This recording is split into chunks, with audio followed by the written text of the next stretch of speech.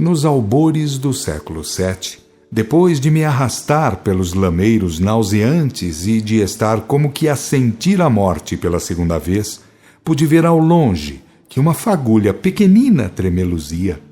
Fixando bem o que me restava das vistas que tinham nas amargurosas lágrimas a única lavagem constante, notei que a fagulha às vezes se aproximava, num real ou aparente convite para que a seguisse. E foi como tive a coragem para me arrastar, pois desde muito que, sentindo os ossos dos membros inferiores descarnados, nada mais intentava, certo de que nenhum recurso poderia jamais valer-me. Foi assim que cheguei a um local ensombrado, porém ofertante de boa visão. Foi assim que observei em mim mesmo a tremenda, a hedionda e tétrica devastação. Os ossos estavam à mostra, apenas cobertos de barro, de lodo endurecido e lodo feito ou argamassado com sangue e com pedacitos de carne humana. Estava acostumado a gemer, a lancinar, a transfundir-me em lágrimas dolorosas. Diante daquele apavorante quadro, penetrei os confins de mim mesmo, recolhi-me de maneira tal, fiz-me o repasto de minhas próprias mortas angústias. Já não havia como chorar, porque a secura provocada pelo fogo íntimo secou de todo aquele espectro que eu era. Espectro seco, mudo, liquidado a mais não poder ser, encurvado e atirado ao solo, um areião bolorento e quentíssimo, sentia apenas a mim mesmo, a mente espiritual, que não deixava de funcionar, de clamar e proclamar a sua existência. Hoje recordo, revivendo tal acontecimento, a grandeza do fenômeno que é a existência. De dentro, do seio miserável de toda aquela tétrica devastação, emergia a consciência de mim mesmo, fulgurava a chama da imortalidade e da responsabilidade e de todo o seu glorioso esplendor. Porque eu era, porque eu existia, porque eu continuava a ser mais do que toda aquela hedionda e tenebrosa devastação. O germe sacrossanto da vida ali estava, ali presidia ao estado em que me achava, ali se mantinha para fazer reagir, para exigir o soerguimento fatal, justo e necessário, assim que fosse chegada a hora. Reduzido a mais não poder ser, ainda assim palpitava a alma imortal, vibrava tremendamente a criatura de Deus. Das profundezas de tamanha miséria emergia o testemunho da vida eterna. Sumido nas vascas de tanta dor moral, infernalmente amesquinhado em face de mim mesmo e do meu corpo de espírito, era o ego eterno que ali estava e se impunha sobranceiro a todas aquelas tormentosas vicissitudes. Não sei quanto tempo, ao certo, terei ficado ali, auscultando a vida que se fartava nos farnéis lutuosos do crime e das chagas consequentes. Sei que em dado momento ouvi ao longe um como assobio cortante, penetrante até o íntimo da alma. Ele vinha de muito longe, parece que do horizonte, como se fosse um assobio qualquer, mas ao chegar ao meu ouvido tomava a feição de um instrumento penetrante, acutilante, formidavelmente assustador. Fui alertado por ele que, entrando pelos meus recônditos, com tudo remexia, tudo punha em polvorosa, como se me estivessem esvoaçando por dentro milhões de vespas. Cheguei a me sentir, naquela hora, a partícula de vida mais odiosa de toda a chamada criação, por cima de tamanha miséria, depois de estar reduzido a um espectro fedorento, ainda aquela tormenta insuportável, ainda aquele assobio mortal. Deus, meu Deus! Ó meu Pai! Exclamei aterrorizado, olhando para o alto, onde somente divisei fumaças e formas animais fantásticas que tremulavam e deslocavam lentamente. Como reinava ali silêncio sepulcral, Como ecoou por aqueles mundos quietos a minha exclamação impetrante! De todos os lados chegava a minha própria invocação, cheia de terror, povoada de angústia, eivada de anseios flamejantes. O assobio desapareceu, sumiu, perdeu-se na imensidão desolada e quieta. Apesar de tudo, depois de julgar-me o mais miserável de todos os seres criados, cheguei a me sentir feliz pelo simples fato de haver desaparecido aquele assobio terrível, aquele mortífero ruído que veio dos confins do horizonte. Erguido sobre meus ossos, montado naquela fartura de ossos recobertos de lama fedorenta, por um pouco que não rendi graças a Deus por ter sumido aquele assobio infernal. Ciente daquele ecoar formidando, lancei novo apelo. Deus meu, Senhor, socorrei-me! E a quietude imensa, ampla, sombria, trouxe de volta o rebou de minha exclamação. Cessada esta, tudo volveu ao tredo abandono, tudo caiu na mais ampla e soturna solidão. Que quadro medonho estar ali, isolado, entregue a toda aquela vastidão cruciante. Sentei-me, antes atirei-me ao solo, fazendo ranger os ossos. Nem aquela chamazinha, nenhuma esperança. Estava certo de ser espírito, de estar submerso nos reinos da morte e entregue aos tentáculos da justiça. Foi nisso que me abalancei a meditar, recordando a vitória de Constantino, comentando comigo mesmo as ordens emanadas do novo imperador, para que se desse término às reuniões dos cristãos, da gente do caminho, cujo fim era comungar com os espíritos, cujo objetivo era erigir o reino de Deus no âmago das criaturas. Porque, conforme todos sabíamos, eles minavam pela base os alicerces do império. Eles nada queriam com o reino do mundo, bastando que tivessem o que comer e o que vestir, para se darem por felizes. Roma não encontrava neles os homens de que carecia, os políticos, os soldados e os dominadores em geral. Roma virava de pernas para o ar. Roma encolhia. Roma estava situada entre as presas fáceis de qualquer conquistador que lhe batesse às portas. Urgia, pois, liquidar Maxêncio e dar fim aos homens do caminho, aos que davam curso ao batismo de espírito. E foi isso o que fez depois da vitória de Constantino, havendo sido criado o novo credo, em nome de Deus e do Cristo, tomando-se por base humana os primeiros discípulos, criando-se o ritual, forjando os sacramentos, liquidando a revelação e impondo a nova ordem de coisas através do santo ofício da Inquisição. A polícia secreta imperial, que para ter cunho de integral autoridade, funcionava como se fosse a instituição guardiã da fé. Lei, amor e revelação, essa era a base doutrinária dos homens do caminho. A seguir, entretanto, as práticas mudaram de feição, tomaram rumo totalmente diferente. A festa do pão e do vinho, que era a da confraternização anual, criada pelos antigos essênios como sendo a da igualdade, pois comer do mesmo pão e beber do mesmo vinho simbolizava a fraternidade comunal. Essa foi transformada em instrumento subordinante em meio de compressão, obrigando as sujeições diante dos beleguins do império. O mundo ajoelhar-se-ia diante de Roma, através de seus novos funcionários, e os novos funcionários agiriam em nome de Deus e do Cristo, embora a corrupção doutrinária levada a termo. Cleresia, ritual, sacramentos, hierarquia, pompa e rigorosidade funcional. Outra prática que os do caminho cultivavam era aquela fundamentada na exclamação do Batista sobre a necessidade de conduta irrepreensível. Que os vossos atos, confessados em público, não vos envergonhe. A Igreja de Roma, substituta violenta da Igreja do Cristo, transformou essa prática em divisa coercitiva.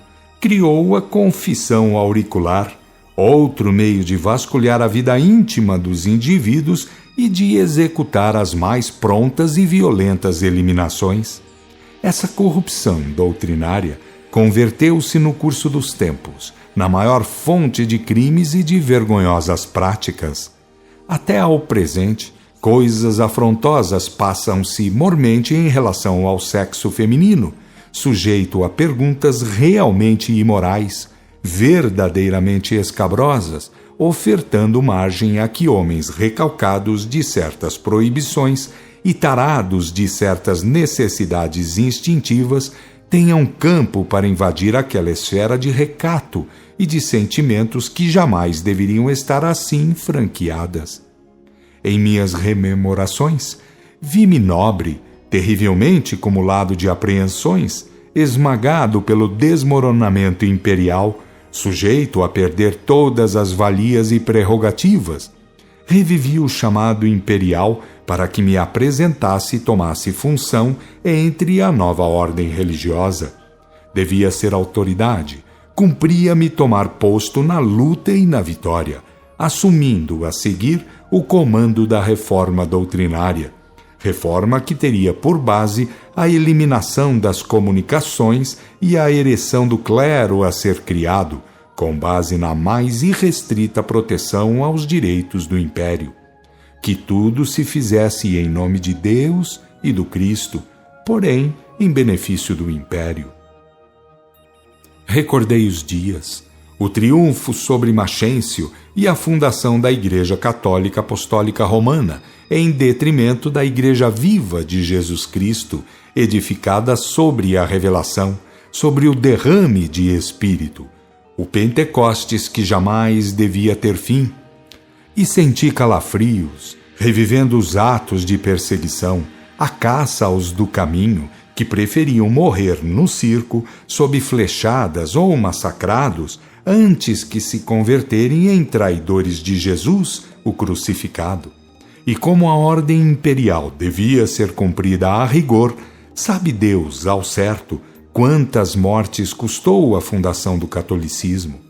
Os discípulos do crucificado, por causa da revelação, da comunicação dos Espíritos, não temiam a morte.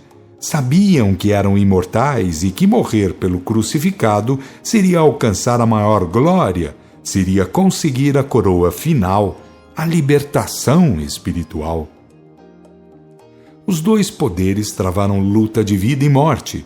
Os discípulos do Cristo entraram com a sinceridade elevada ao grau de martírio.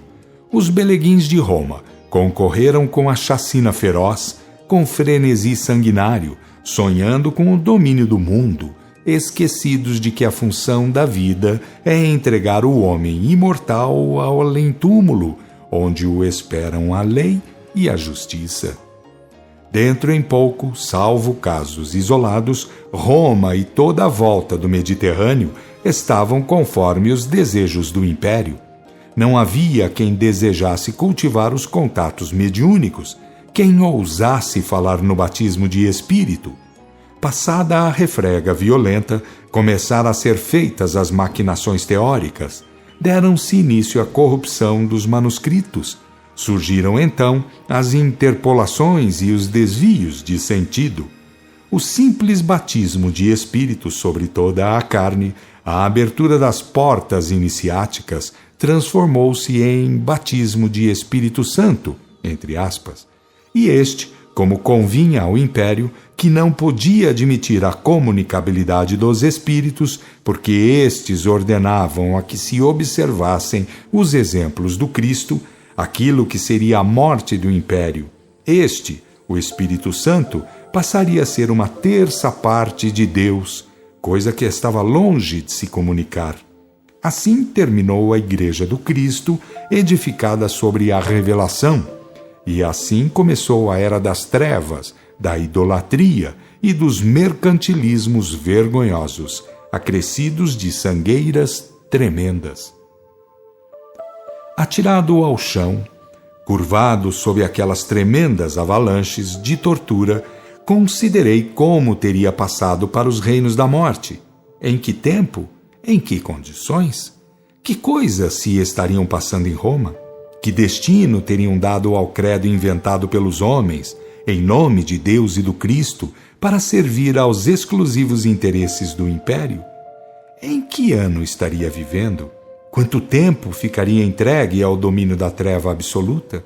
Quanto tempo ficaria ali, naquela região sombria, sujeito àquele areião vermelho, quentíssimo e fedorento? Aquela fagulha luminosa, tremeluzente, onde teria ido parar? O que seria? Depois de tanto meditar, comecei a pensar no que seria eu, se mais aquele corpo espectral, se mais uma alma imortal, se um conjunto de tudo entregue aos tormentos eternos do inferno. E como existia, porque pensava e sentia vigorosamente, girava sempre em torno da mesma tese, sem de nada valer, sem adiantar coisa alguma. Veio-me a ideia pensar na fome e na sede, criando em mim um anseio desenfreado, a indomável necessidade de comer e beber. Havia estado sem ter essas necessidades por quanto tempo? E como sentia agora o desejo violento de comer e de beber? Como iria me arranjar depois de tamanhas torturas, ainda com essa outra por sobrecarga? Se aquele areal vermelhão e quente não fosse fedido, eu teria comido areia.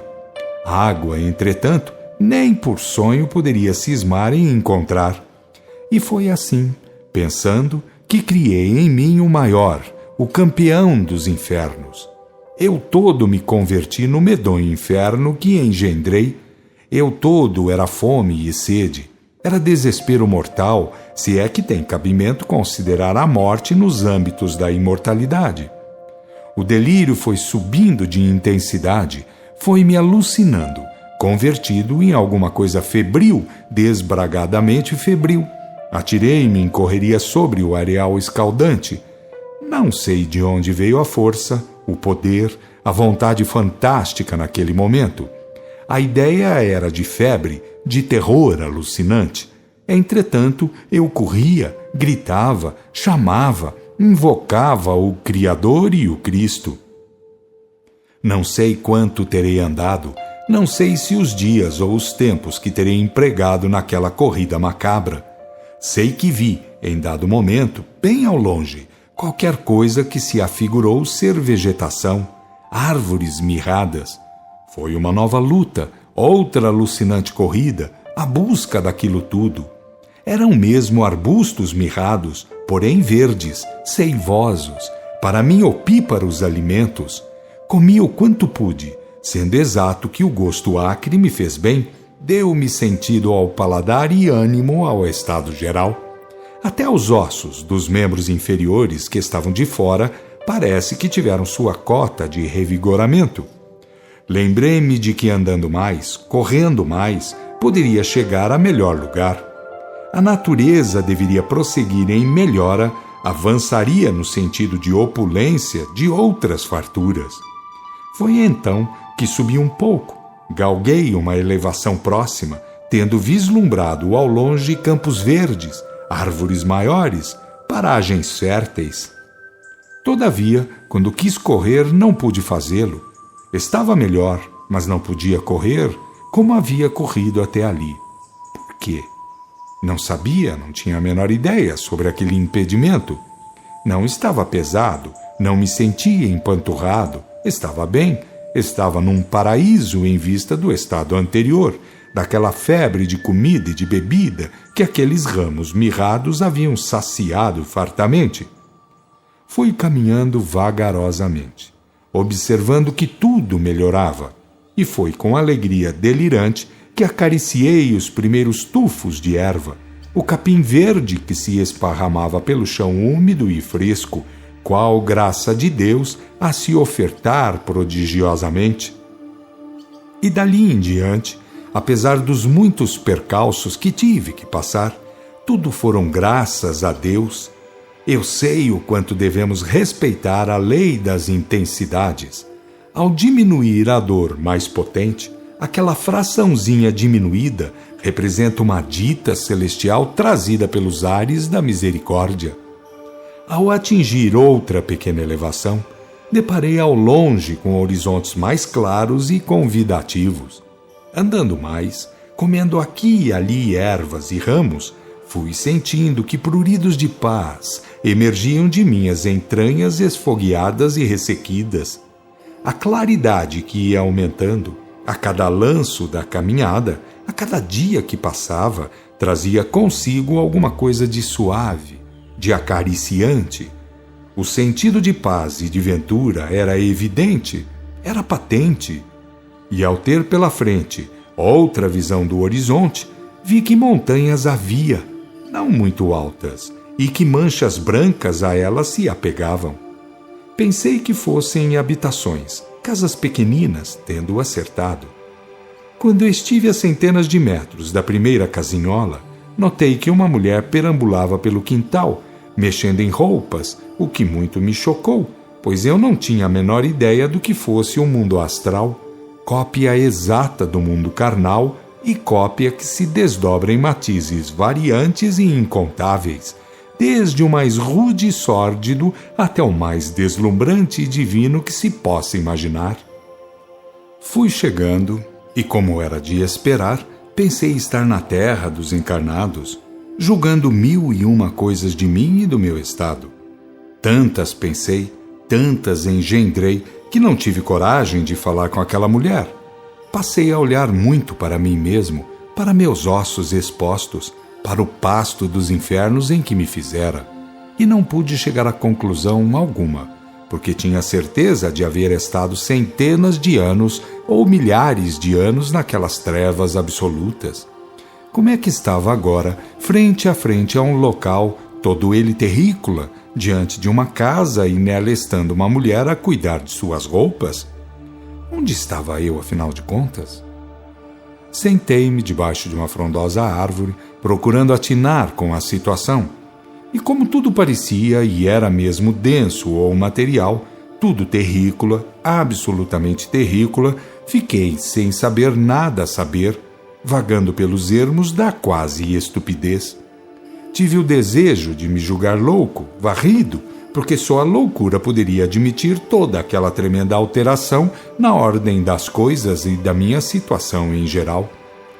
Quando me lembrei do céu-espaço, fui espiá-lo, notando que o sol pendia já e que era apenas mais vermelhão do que o sol terrícola, talvez que fosse muito mais vermelho, com o que eu não atinaria muito bem, por haver estado em contato com uma natureza de todo vermelho opaca, roxa e por vezes quase de todo negra. Acostumado ao tom de cor, não saberia distinguir de todo até onde seria aquele sol mais vermelho que o da terra dos vivos. Nada, porém, foi além de meditar muito e a nenhuma conclusão interessante chegar. Meus pensares nada adiantavam, nada mudavam a natureza local. Meus cálculos, minhas cogitações eram como se nada fossem. O problema estava ali para ser conhecido e respeitado, não para ser julgado e modificado por mim. Essa é que era a verdadeira situação a enfrentar.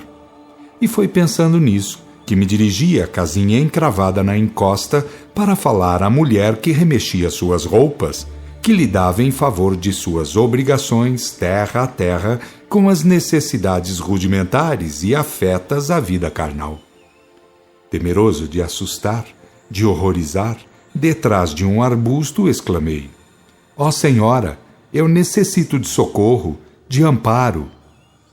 Ela deixou suas roupas, tendo vindo a mim, encostada a uma cerca feita de paus espetados. Assim que esteve mais perto, propôs: "Por que não vai ao posto de socorro do outro lado da montanha?" "Eu nada sei disto por aqui, minha senhora. Que lugar é este? Estou empenhado em saber, mas não posso chegar a conclusão alguma, porque tenho a cabeça cheia de cismas e de concepções contraditórias." A mulher olhou-me com um olhar penetrante, como quem atravessa corpos com a vista, para depois dizer-me, em tom de imensa compaixão: "Pobre irmão, pobre irmão.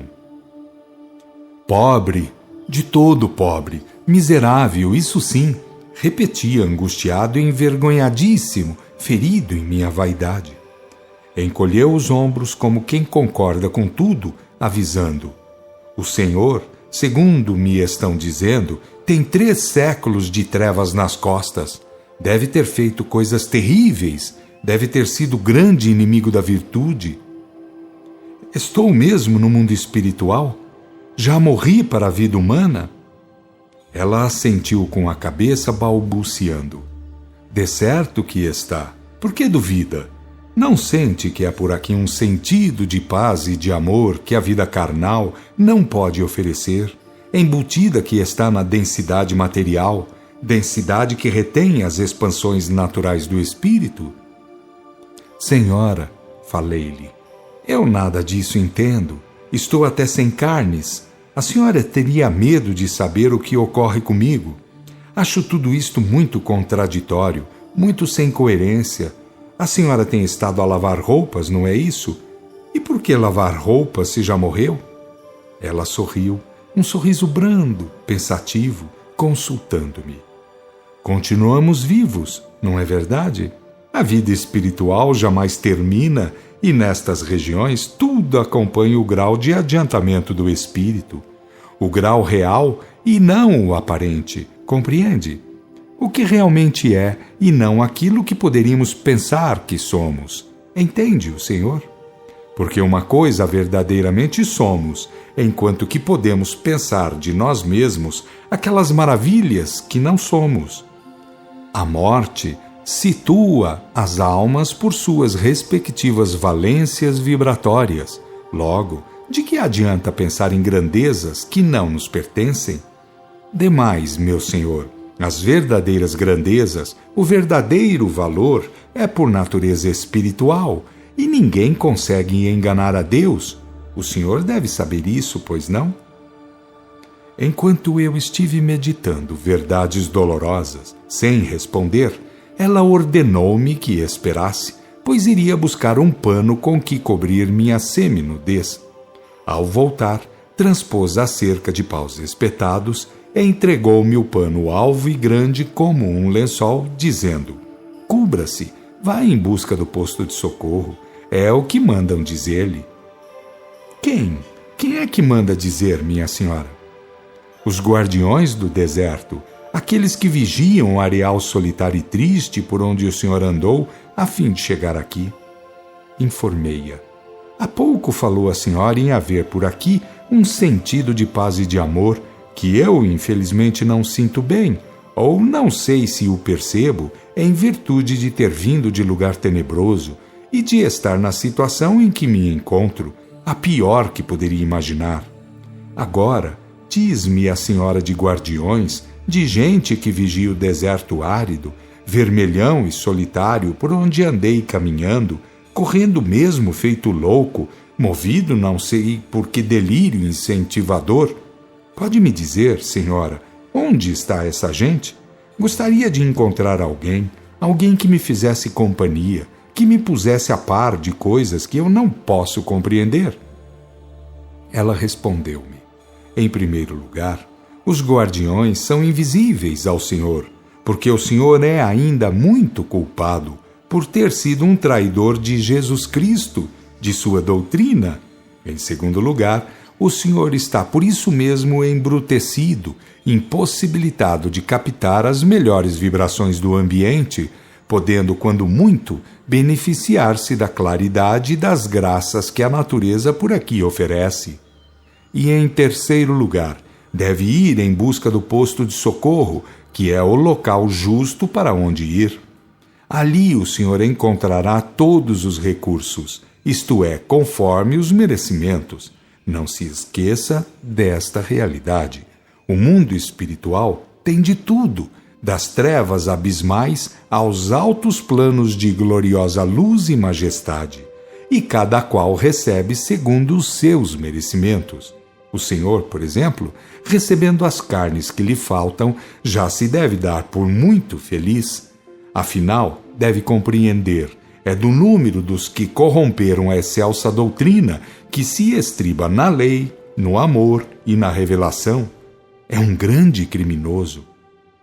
Um grande condenado, emendei sem saber como, parece que movido por íntima e estranha força. Não é o primeiro, meu senhor. Outros já passaram por aqui, e eu fiz por eles o que estou fazendo pelo senhor. Deve caminhar, deve ir em busca do posto de socorro. Eu também faço parte dos que zelam pelo areal e seus viajores. Esta casa e algumas outras que estão esparramadas por aí, por essas encostas, pertencem ao serviço de socorro. Procure compreender, portanto, que há ordem na emanação e que devemos, se quisermos ser felizes, acompanhar o ritmo da harmonia geral. Depois de pensar um pouco, falei-lhe. Reconheço que sim, mas é tarde, é muito tarde. O mundo me absorveu, o mundo me abocanhou por inteiro. Pensei no império exterior, nada fiz para engrandecer o império interior. Lembro-me do que diziam os do caminho quando se entregavam à morte sem o menor receio, alguns bradando vivas ao cristianismo, glorificando a Deus pelo fato de poderem morrer pela causa do Messias. Por acaso, senhora, eles também passaram por aqui? A senhora os viu? Porque foram muitos milhares atirados à morte por causa da fé que depositavam no Messias, no Cristo que os batizara em espírito. Ela assentiu com a cabeça, murmurando em tom maternal. Nenhum deles, que eu saiba, passou por aqui. Embora eu esteja por aqui há poucos anos, sei que nenhum deles por aqui passou. Isto é para os criminosos, não é para os virtuosos. Eu disse ao Senhor que o mundo espiritual tem de tudo, desde as máximas trevas até os altos planos de luz e de glória. Certamente, como deve entender, o inferno é para os infernais e o céu para os celestiais. E como variam os graus de merecimento, assim variam os locais de estar. Fazendo breve estacato, olhou ao longe, apontando e dizendo: lá vem outro, seguindo o mesmo rumo. Também aquele, saiba o Senhor, virá cheio de crimes, de trevas, de dores e de dúvidas. Também ele gostaria de fazer o mundo a seu gosto, a gosto de suas estultícias, por não concordar com a sabedoria infinita de Deus. Devo ir-me então, minha senhora? Ela abanou a cabeça negativamente, esclarecendo com carinho. O seu verdadeiro interesse está em procurar o posto de socorro. Eu já fiz a parte que me tocava, meu senhor, meu irmão. A senhora é um anjo de bondade. Falar consigo foi um prazer muito grande que eu jamais esquecerei. Porque está aqui sendo tão amorosa como é? Sorrindo e abanando a cabeça, repetiu. Por que julga a sabedoria divina em lugar de acatá-la e vivê-la? Eu também vim das trevas. Eu também matei alguns, não querendo ser mãe. Depois de recolhida e instruída, escolhi um posto de serviço a fim de fazer pelos filhos de outras mulheres o que não soube e não quis fazer pelos meus. O senhor está em condições de andar e de se cobrir, não está? Saiba, porém, que aportam aqui aqueles que carecem de outros cuidados, antes de poderem seguir o rumo do posto de socorro.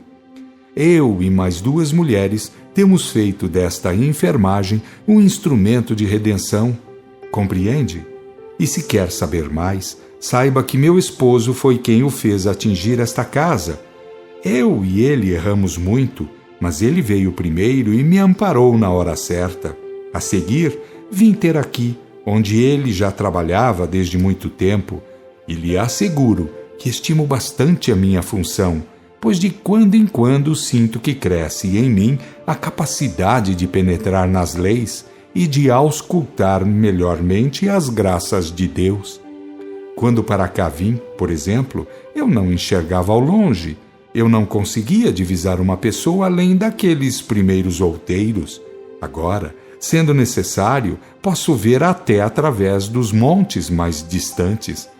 O senhor, por exemplo, foi visto por mim desde que aportou naquela região de arbustos ressequidos, onde se pôs a comê-los para satisfazer o desejo de comer e de beber alguma coisa. Sabia então que eu vinha nesta direção? Meu esposo avisou-me, como de costume, e eu fiz orações para que o senhor tivesse ânimo e viesse o mais depressa possível. Quando se chega a perceber que o amor é a lei que de fato engrandece os filhos de Deus, sente-se todo o interesse possível pelo bem próximo. E quando se sabe que se tem culpas no sentido de ausência afetiva, tanto mais se procura servir. De qualquer modo, saiba, devemos muito trato fraternal uns aos outros. E nós, os grandes errados, tanto mais temos que nos apegar aos trabalhos de solidariedade. Falo assim para que não me julgue alguma coisa melhor, capaz de altos rasgos de renunciação espontânea. O que faço, lembre-se, é mais por inteligência e menos por elevação de sentimentos. É mais por obrigação e menos por devoção, embora reconheça que tenho sentido em mim o despertar dos melhores sentimentos. De minha parte, senhora, agradeço tudo quanto fez por mim e gostaria de saber uma coisa. A senhora é cristã? Encarou-me com gravidade no olhar, enrugou a testa e perguntou-me: Não sei, ao certo, o que pensa o senhor do cristianismo? Poderia dizer-me com segurança o que é o cristianismo? Saberia compreender a distância que medra entre a doutrina pura e o culto leigo que vinga pelo mundo? Creio que não, minha senhora. Todavia, gostaria de saber como a senhora interpreta a religião, o serviço de culto espiritual, a fim de eu poder meditar pelo caminho. Terei, assim, em que pensar, e pensando bem, terei muito que aproveitar desde já. Fez ela um sinal de concordância, afirmando: Então, lembre-se daquilo que já lhe disse. Cristianismo é lei, é amor e é revelação. Como tudo isso é parte integrante da vida universal, temos aí que cristianismo é sociologia integral. Se, porém, quiser que religião seja o culto das fórmulas e das idolatrias, dos rituais e dos comercialismos inventados pelos homens, então estará militando em gravíssimos erros, porque aquele que se entrega a simulacros certamente não cultiva o trabalho de iluminação interior. Cedendo ao que é material e formal, nunca chegaremos a ser essenciais. E ato de fé, ou religioso, como virá a saber, é trabalho de sintonia, é serviço de união com Deus, aquilo que nos ensinam ser a essência divina, a fonte emanadora e onipresente. Se nos capacitarmos de que Deus é infinitamente presente, estando em tudo e em todos, nos princípios, nos meios e nos fins, poderemos então compreender que tudo e todos formamos uma só emanação, estando todos ligados, nunca podendo ser menos do que parte e relação. Assim é que nos ensinam aqueles que, vindo de mais altas esferas e regiões, falam das esferas e das regiões onde a luz divina brilha intensamente, fazendo brilhar aos que já se elevaram a tais merecimentos. Devemos ser, então, apologistas do panteísmo? E antes que eu terminasse o meu pensamento, ela partilhou-me. Panteístas, não, mas pantiteístas, sim. Sabe a diferença que há entre uma e outra concepções? Sei, minha senhora, que o panteísmo é a doutrina da unidade total, portanto, da volta absoluta para a essência originária, perdendo a criatura toda e qualquer resquício de individualidade. Quanto ao pantiteísmo, é a doutrina de que Deus tudo fez, em tudo está, garantindo o direito de individualidade eterna. Aí está, Senhor, disse ela, como convém pensar e viver, isto é, procurar comungar tanto quanto seja possível com a essência originária, ou Deus, para crescer nos valores íntimos e para cada vez mais funcionar como agente próprio de Deus. Nós temos aprendido, Senhor, que os espíritos crísticos são aqueles que já se elevaram tanto a ponto de se tornarem executores da excelsa vontade de Deus. Como pode observar, o pantiteísmo é a doutrina perfeita, é a doutrina de Jesus e sempre foi a de todos os grandes reveladores. Estaquei por um pouco, compreendendo que lhe tomava o tempo, foi ela que continuou a fala, explicando como pensava, sentia e vivia. E para se saber que as formalidades inventadas pelos homens são crimes de lesa espírito, basta atender para este fato. Sendo Deus o fundamento sagrado de tudo, e a tudo regendo por meio de leis sábias, não poderá ficar satisfeito com aqueles que o trocam por algumas patacas e que o julgam através de simiescas atitudes, além de o figurarem como se fosse escravo da matéria. Como vê, para lhe dar a resposta melhor possível sobre se sou cristã e como sou, devo antes saber o que o senhor de fato quer conhecer, isto é, se sou adepta da Igreja Romana ou se sou do caminho do Senhor, da doutrina que se fundamenta na lei, no amor e na revelação, sendo, portanto, inteiramente acima de cleresias e de formalismos ou de paganismos. Sou essencial, não quero ser formal, procuro Deus onde está, nas bases de sua emanação, sem apelar para simulacros e idolatrias. Demais, podemos compreender com muita facilidade, a matéria é para servir ao espírito e não para ser adorada como se fosse senhora do espírito. A importância com relação à matéria é saber usá-la, é saber aplicá-la. Mais do que isso, é paganismo e idolatria.